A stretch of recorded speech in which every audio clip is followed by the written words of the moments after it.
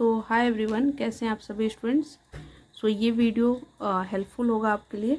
ये second video है और प्लेलिस्ट जल्दी ही बना देंगे। आप पहले फर्स्ट वीडियो देखिएगा, देन ये सेकंड वीडियो। और ये स्टार्ट करते हैं हिस्टोरिकल बैकग्राउंड ऑफ कॉन्स्टिट्यूशन। तो historical background of the constitution में सबसे पहले हम लोग पढ़ते हैं कि भाई हमारे यहाँ ब्रिटिशर कैसे आ गया। ठीक है, देखिए सबसे पहले हम लोग ऐसे अगर शुरुआत देखिए तो पहले एंशिएंट पढ़ते हैं, फिर मेडिवल पढ़ते हैं, फिर मॉडर्न पढ़ते हैं। अब इसका भी एक अलग कहानी है, एंशिएंट, मेडिवल, मॉडर्न का। हम आपको थोड़ा सा यहाँ पे इंटरलिंक करते हैं, उसके बाद हम मॉडर्न पे स्टार्ट करेंगे। ठीक, तो देखिए, या एक बार हम शुरू से बता देते हैं ताकि आपको एक मतलब समझ में आ जाएगा कि कहानी था क्या। और आप लोग को मालूम है इस वीडियो का एक ही मकसद है कि पॉलिटी उसको समझ में आए जिसको पी भी नहीं आता है। तो चलिए, तो देखिए सबसे इम्पोर्टेंट, और एक सेकंड इस पे देखते हैं, चल रहा है। हाँ, तो देखिए सबसे पहले ये हमारा प्यारा भारत। ठीक, अब यहाँ पे जो मानसरोवर हिल से एक रिवर आता है और ये रिवर इधर ड्रेन हो जाता है। इस रिवर का नाम है इंदस। इंदस मतलब सिंधु, और ये जो नदी है नॉर्मल ऐसे समझिए लेमन लैंग्वेज में, तो बिल्कुल कॉन्सेप्ट हिस्ट्री का भी समझ में आ जाएगा और बहुत कुछ समझ में आएगा आपको। तो आप ही खुद से सोचिए कि जब स्टार्टिंग में जब हमारा जब लोग रहना चालू किए होंगे आज से कितने कितने सालों पहले, तो वो पानी के पास ही रहेंगे, कि उनके पास पानी के पास रहेंगे, क्योंकि यहीं पे पानी के पास जंगल है, जंगल में ही जानवर हैं और हम आराम से रह सकते हैं। हम यहाँ पे खा सकते हैं, यहाँ पे फल है, यहाँ पे जानवर है, यहाँ पे जो भी है सब कुछ यहीं पे है, क्योंकि जहाँ पानी है जल ही जीवन है, ऐसा हम लोग सुनते भी हैं और ये बिल्कुल सच भी है। तो इस तरह से करके, और यहाँ बहुत सारे धीरे धीरे जो भी है। अब ये जो धीरे धीरे का कहानी है, वो पहले इधर लोग बसना शुरू किए, फिर इधर लोग बसना शुरू किए। हम एक बिल्कुल एक मतलब सेकंड में आपको बस हम मॉडर्न हिस्ट्री के पास ले जाना चाहते हैं, समझ में आया। तो हम ये एंशिएंट का बात बता रहे हैं। फिर इंदस वैली सिविलाइजेशन इसका नाम रखा गया। उसके बाद फिर यहाँ पे समझिए कि यहीं के जो धीरे धीरे जो ज़्यादा मजबूत था, महाजनपद बना, मौर्य डायनेस्टी, और इस तरह से करके फिर बहुत सारे रिलीजन, मतलब ऐसे कर करके यहाँ तक गया, बात ख़त्म। ठीक है, अब ये पूरा लेक्चर है भाई, एंशिएंट हिस्ट्री लेक्चर है, हम समझाएंगे, बट हमको कहानी सुनाना है कि आप यहाँ पे ये कहानी को समझ के आ जाए। फिर यहाँ पे देखिए ये जो राजा थे वो भारत के राजा थे और रूल करते थे और अपना सब कुछ मेंटेन वगैरह भी करते थे, खिलाना पिलाना हर चीज़ जो भी है, रिलीजन, धर्म, जो भी जाति जो भी है। ठीक है, अब यहाँ पे जो है इन्वीजन हुआ, मतलब इन्वीजन इन द सेंस कि जैसे मान लीजिए कि यहाँ पे कुछ लोग हैं, ठीक, अफ़गानिस्तान में और इधर अगल बगल में, और किसी को भी लगेगा कि जैसे फॉर एग्जांपल हमारे पड़ोसी में भी मान लीजिए 4-5 घर है और इस कॉलोनी के बाद एक यहाँ कॉलोनी है, तो इस कॉलोनी में ज़्यादा अगर समृद्धि होने लगेगा ना, तो इस कॉलोनी के लोग को लगेगा यार इसी कॉलोनी में चलते हैं रहने, या मान लीजिए कि एक ऐसा घर है जहाँ पे कोई नहीं रहता है और यहाँ पे एक मान लीजिए कि कोई सिर्फ एक व्यक्ति है जिसको ज़्यादा मतलब नहीं रहता है, मतलब उसको सिर्फ खाने से मतलब है, तो यहाँ का व्यक्ति को सोचेगा कि चलो भैया या इसके घर में चलते हैं और इसको खाना खिला देंगे और सब धीरे धीरे करके इसको ले लेंगे, इस तरह से जो भी समझिए। तो और कुछ लोग ऐसे हैं जो बस आए और चोरी वोरी की और चले गए, इस तरह से। तो जो बाहर के लोग यहाँ पे इन्विजन करना स्टार्ट किए, तो उस टाइम के बाद से हम लोग कहते हैं कि मेडिवल हिस्ट्री स्टार्ट हो गई। ये एंशिएंट था, ये मेडिवल था। ठीक है, अब इन्हीं के टाइम में यहाँ पे जो बाहर के लोग आना चालू किए, तो यहाँ पे बहुत सारे डायनेस्टी बना, खिलजी डायनेस्टी, मामलुक डायनेस्टी, इस तरह से सब बहुत सारा। ठीक है, अब बहुत सारे मतलब 4-5 हैं। ठीक, अब चलिए ठीक है, अब इनके टाइम पे मान लीजिए कि बहुत एक अच्छे रूलर है, दिल्ली सल्तनत, ये सब ऐसे चल रहा है। अब इनके टाइम पे राजा महाराजा का टाइम चल रहा है। ठीक है, अब इनके टाइम पे यहाँ पे यूरोप में जो है यूरोप में इस तरह से लोगों को मालूम चला कि यहाँ पे जो कंट्री है वो काफ़ी ज़्यादा, मतलब यहाँ से जो कंट्री से इन लोगों को चाहिए था मसाला। अच्छा, एक बात समझ में आता है कि पूरा दुनिया में यहीं से क्यों चाहिए था और मसाला चाहिए क्यों था। तो देखिए ये वाला, अब यहाँ से हम लोग चालू करते हैं।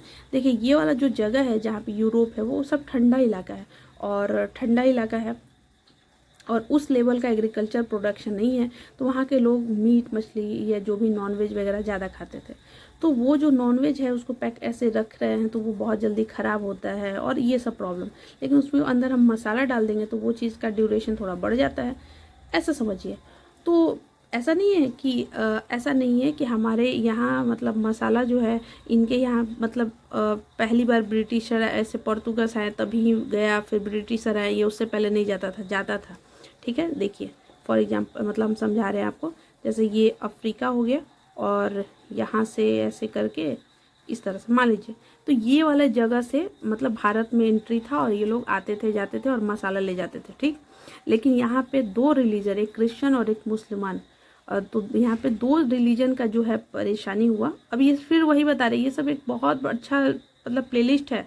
ठीक है, ये मेडिवल हिस्ट्री है, लेकिन हम आपको बस थोड़े सा इंटरलिंक करवाना चाहते हैं और फिर हम यहाँ पे ले आना चाहते हैं। ठीक, तो यहाँ पे कुछ परेशानी हुआ, दो रिलीजन का परेशानी, तो समझिए कि ये जो रास्ता है इसको बंद कर दिया गया। तो फिर बंद कर दिया गया तो यहाँ के जो लोग हैं वो हुए परेशान, और यहाँ पे जो राजा थे उनको नेविगेशन के मतलब महाराजा भी कहते हैं। तो वो बोले कि भैया देखो यहाँ पे यूरोप में अच्छा खासा उस टाइम इंडस्ट्री, मतलब अच्छे अच्छे थिंकर जैसे मान लीजिए अरिस्टोटल हैं, प्लेटो हैं, और ये सब बहुत अच्छे अच्छे थिंकर, और इंग्लैंड भी अपना मतलब अच्छा इन लोग का पूरा अच्छा से जिसको कहते हैं ना कि धन अच्छा खासा था वहाँ पे। ठीक है, और उन लोग बिल्कुल एक्साइटमेंट थे टेक्नोलॉजी में, मशीन वगैरह, बैंकिंग सब यहाँ पे आ गया था। समझिएगा उस टाइम जब हमारे यहाँ राजा लोग खेल रहे थे। ठीक है, तो ये लोग जो हैं ये इस तरह से यहाँ पे पहले ये इस जगह पे केप ऑफ गुड होप, और इसका गुड होप ऐसा क्यों नाम रख दिया गया भैया, क्योंकि यहीं पे ना एक व्यापारी थे और उनका भी नाम जो है वो फिर यहाँ से इनको ले गए, और ये व्यक्ति कौन थे, पोर्तुगीज के थे। अब नाम बताइएगा कि वो व्यक्ति कौन थे और वो ईयर क्या था। वो खैर ईयर 1498 है जहाँ तक मुझे याद है। ठीक है, अब वो यहाँ पे ले गए, और पहली बात ये जो व्यक्ति आए थे पोर्तुगल से, अब ये देखे कि भाई कितना ज़्यादा, और ये जब यहाँ से गए थे तो ऐसा कहा जाता है कि 16 गुना कमाए थे, 16 गुना। ठीक है, जो ले गए थे, फिर जाके ये बताएं और फिर अपने साथ और को ले आए। फिर कोई और देखा कि भैया तुम बहुत कमा रहे हो, तो वो भी अपना कंपनी लाए। अब इस तरह से समझ में आया। अब इस तरह से जो भी लड़ाई है, अब समझिए कि यहाँ से 5 लोग अगर आए तो पांचों लोग में जो सबसे ज़्यादा ताकतवर होगा वो रहेगा और बाकी सब चले जाएंगे। अब जो रह गया उसकी कहानी हम सुनते हैं। Let's start the story. I hope समझ में आया होगा। ठीक, अब जो रह गए, समझ में आया कि रह गए। ठीक, अब रह गए तो 1600 AD britisher come in India for the purpose of trader. मैंने बताया कि क्यों आए ट्रेडर के लिए। ठीक है, अब देखिए यहाँ पे मैंने एक छोटा सा ये भी बना दिए थे। ठीक है, ब्रिटिशर आगे पूछ रहे हैं कि भाई महाराज हम आपके यहाँ ट्रेडिंग कर सकते हैं क्या, और उस कंपनी का नाम था ईस्ट इंडिया कंपनी। समझ में आया, तो कंपनी का नाम था ईस्ट इंडिया कंपनी और ब्रिटिशर आए थे 1600 AD ऐसे। तो अब इस कहानी से पहले भी हम एक कहानी बताते हैं, फिर कहानी सुनिए।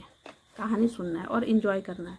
ठीक, अब जब यहाँ से समझाए कि बहुत सारा यहाँ से लोग आए थे और जो बिल्कुल ताकतवर और इस तरह से था वो रह गया। ठीक, रह गया। ठीक है, अब जब वो रह गया और बाकी सबको हराया तो वो देख रहा है कि यहाँ 2 राजा है। ठीक, अब 2 राजा है तो इसके बेटे का ना इस अपने पापा के साथ अच्छा नहीं बन रहा है, इसके साथ बहुत अच्छा बन रहा है। क्यों? क्योंकि अब इस बेटे को लग रहा है कि यार बाबूजी हटिए, अब हम राज करेंगे, आप ना यहीं तक कैप्चर कर पा रहे हैं, हम यहाँ तक करेंगे। तो इसका ये जो फीलिंग है ना, इसको ब्रिटिशर समझकर इसको हेल्प कर दे रहा है। उसके पापा को यहाँ से हटा दिया और जब इसको यहाँ पे बैठाया तो बोला कि देखो तुम इसको भी कैप्चर कर सकते हो, तुम तो ये करोगे ही, तुम इसको भी कर सकते हो, तो चलो इसको ना तुम मार दो। तो ये बोला कि हाँ बहुत अच्छा, और ये मार दिया इसको। तो फिर बोला कि यार तुम तो बहुत अच्छे मेरे दोस्त हो ईस्ट इंडिया कंपनी, लो तुमको ना हम यहाँ का फ्री ऑफ कॉस्ट दे रहे हैं, लो राज करो, पूरा एकदम अच्छा से ट्रेडिंग करो।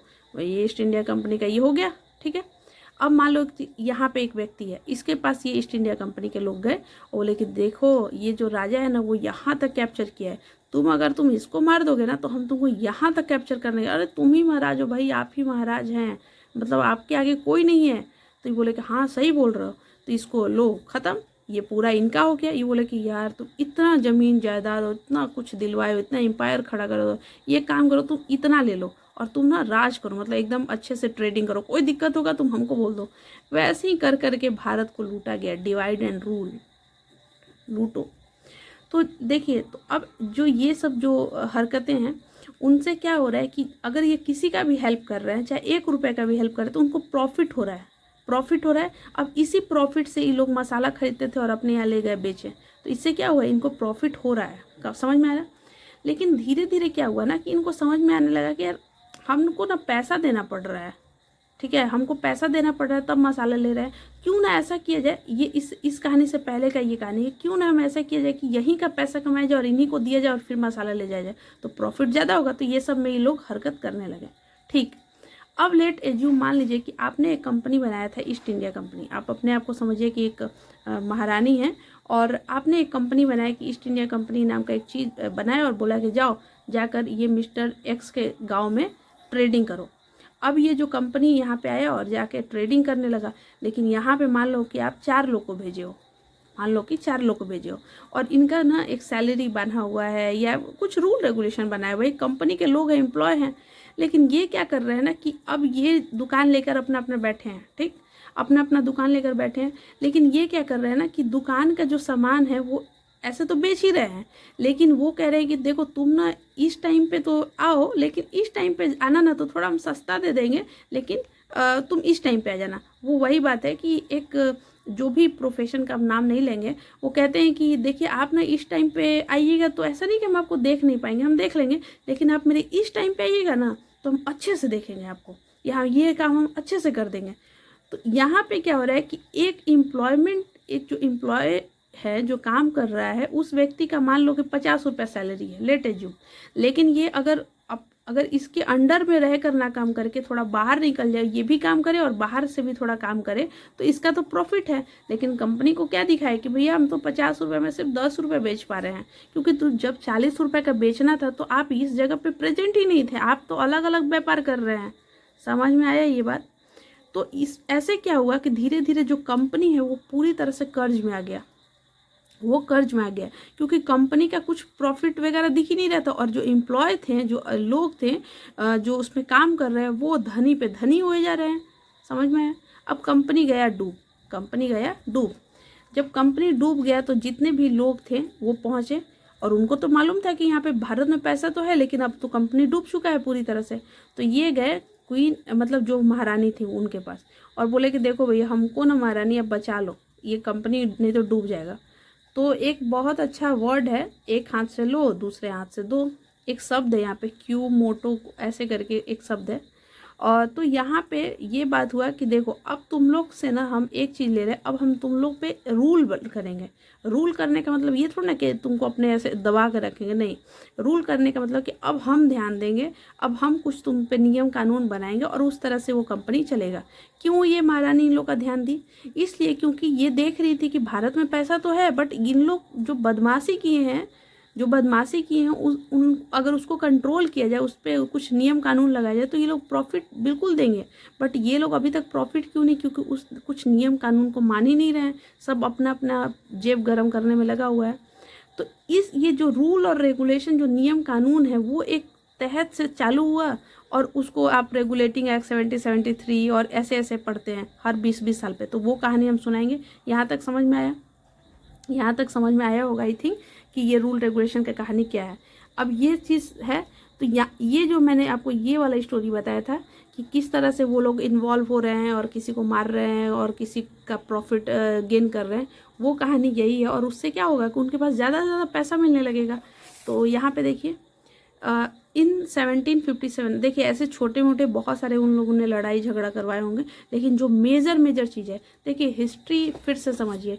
जो हिस्ट्री है वो तो बहुत हर दिन ही है, हर दिन। तो क्या हम हर दिन को पढ़ेंगे? नहीं, हम उसी चीज़ को पढ़ेंगे जो इतिहास में इवेंट टर्निंग पॉइंट लाया है। जैसे फॉर एग्जांपल मान लीजिए कि मेरा एग्जांपल लीजिए, हम हर दिन मेरा बीत रहा है, लेकिन एक दिन मान लीजिए कि मेरा बर्थडे है, तो हम कहेंगे कि अच्छा ये दिन ना मेरा बर्थडे है। या एक दिन मान लीजिए कि मेरा अच्छा एक रिजल्ट आ गया, तो हम कहेंगे कि ये दिन मेरे लिए इंपॉर्टेंट है। या एक दिन मान लीजिए कि हम कहीं घूमने चले गए, तो हम बोलेंगे कि ये दिन मेरे लिए इंपॉर्टेंट। तो मतलब इतने दिन में से हम 3 दिन बस चूज किए, क्यों ये दिन मेरे लिए खास था। तो वैसे ही जो साल था वो 1757 और बैटल ऑफ प्लासी हुआ। अब प्लासी किधर है, बैटल ऑफ प्लासी, प्लासी किधर है, तो देखिए अब ये आप बताइएगा कि प्लासी किधर है, मतलब हिंट दे रहे हैं कि ये जो है हमारा भारत तो इधर का एरिया है, ठीक है। तो प्लासी में जो लड़ाई हुआ, फिर 1764 में बैटल ऑफ बक्सर हुआ, और प्लासी में वही होता है ना कि एक को उसी के मालिक के खिलाफ करके और वो उस अपने कह देना कि अगर तुम मेरा हेल्प करोगे तो हम तुमको राजा बना देंगे, इस तरह से करके वहाँ के राजा को ही लोग हरा दिया। वैसे ही यहाँ बैटल ऑफ बक्सर में भी मतलब अच्छा डिसिप्लिन और सब कुछ के मतलब लेकर, और जो इतना अच्छा मतलब अपने पास फोर्स रखे थे और कह लीजिए बुद्धिमानता से, और जो है इधर के जो 2-3 लोग थे उन सबको हरा दिया गया बैटल ऑफ बक्सर में, ठीक। तो बैटल ऑफ बक्सर में जब लोग हार गए, अब ये 3 लोग थे, कमेंट सेक्शन में बताइए कौन लोग थे, अच्छे से पढ़ाएंगे, ये मॉडर्न हिस्ट्री का है, ठीक है। मेरा काम है यहाँ पे भी पॉलिटी पढ़ाना इंटरलिंक करके साथ। तो यहाँ पे जब वो बैटल ऑफ बक्सर में जब हार गए तो उन लोग से ट्रीटी साइन हुआ, ट्रीटी साइन हुआ मतलब ट्रीटी ऑफ इलाहाबाद, इलाहाबाद में ट्रीटी साइन हुआ 1765 में हारने के बाद। और जो ईस्ट इंडिया कंपनी था उसको दीवानी राइट मिल गया, कहाँ का, बंगाल का, बिहार का और उड़ीसा का, ठीक है। दीवानी राइट मतलब क्या कि आप यहाँ का पैसा को जो है कलेक्ट कर सकते हैं और आप यहाँ पे आराम से ट्रेड कर सकते हैं, इस तरह का अधिकार।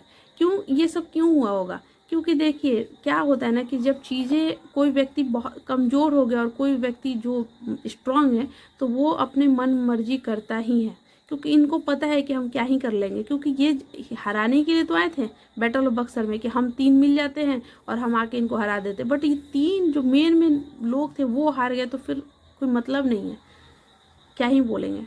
दीवानी राइट साइन हुआ, ये बहुत इंपॉर्टेंट है, एमसीक्यू में पूछा जाएगा। दीवानी राइट यानी कि revenue collection right and the civil right. क्या क्या, दीवानी राइट का मतलब रेवेन्यू कलेक्शन, आप पैसा लीजिएगा, और civil right, civil right, civil का मतलब समझिए जो सोसाइटी का है, ठीक है। क्रिएटेड और ये जो है क्या क्रिएट किया, करप्शन और ह्यूज प्रॉफिट। किसको huge profit, east India company को, ईस्ट इंडिया कंपनी को नहीं, ईस्ट इंडिया कंपनी के लोगों को जो एम्प्लॉय हैं, तभी तो ये कहानी बना कि वो लोग मतलब इतना ही उन लोग का राइट और सब कुछ मिला कि ये कहानी आया कि वो जो ईस्ट इंडिया कंपनी वो डूबने लगा और उनको मतलब महारानी के पास जाना पड़ा, ठीक। अब जो है पहला फेज जो है 1773 से लेकर 1857 तक, इसको कहते हैं कि ईस्ट इंडिया कंपनी रूल। इसलिए रूल कहते हैं क्योंकि यहाँ तक जो है महारानी सिर्फ जो है यहाँ से ऑर्डर देती थी और यहाँ पे ये काम होता था, ईस्ट इंडिया कंपनी काम कर रहा है, ठीक। कब तक, 1857 मतलब 1857 तक।